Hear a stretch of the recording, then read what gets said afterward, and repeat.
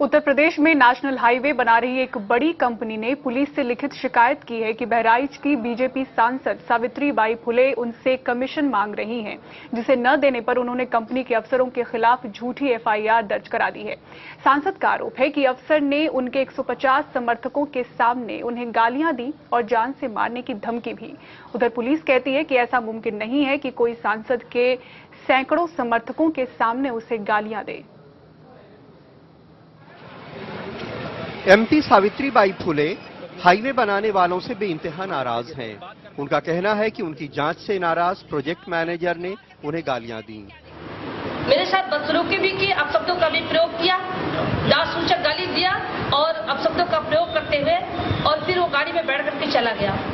MP साहिबा से जब दोबारा पूछा गया कि क्या हुआ था, तब तक वो अपना पहला बयान भूल चुकी थी शायद, इसीलिए दोबारा कहा कि उसकी हिम्मत नहीं है कि उन्हें गाली दे।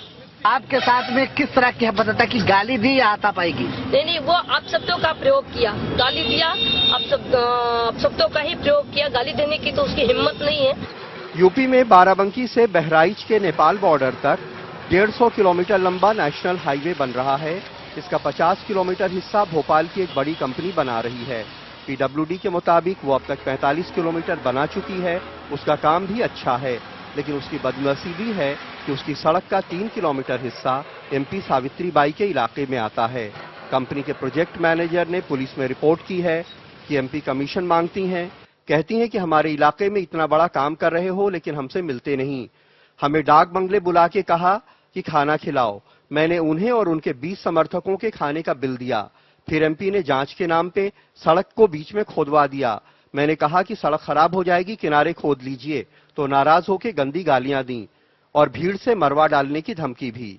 मैडम ने 2-3 बार हमको ये बोला कि आप इतना बड़ा काम कर रहे हैं, बाहर से आए हुए हैं और हमसे मिलने नहीं आते, हमारे क्षेत्र में काम कर रहे हैं और हम सांसद हैं, आपको पता नहीं है, हम आपकी रोड उखड़वा सकते हैं। एमपी की शिकायत पे प्रोजेक्ट मैनेजर के खिलाफ एफआईआर लिख ली गई है, लेकिन पुलिस को एमपी की बात पे यकीन नहीं है।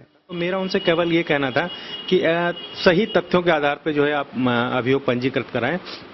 ऐसा संभव नहीं है कि एक माननीय सांसद और अपने इतने समर्थकों के साथ उनके साथ ये घटना होना संभव नहीं है। इस तरह की घटनाओं से अच्छा काम करने वालों का मनोबल टूटता है और एमपी और उनकी पार्टी की इमेज को भी धक्का जरूर पहुंचा होगा। हालांकि ये सियासत है और यूपी में सियासत में ये आम बात हो गई है। बहराइच में सलीम सिद्दीकी के साथ कमाल खान, एनडीटीवी इंडिया।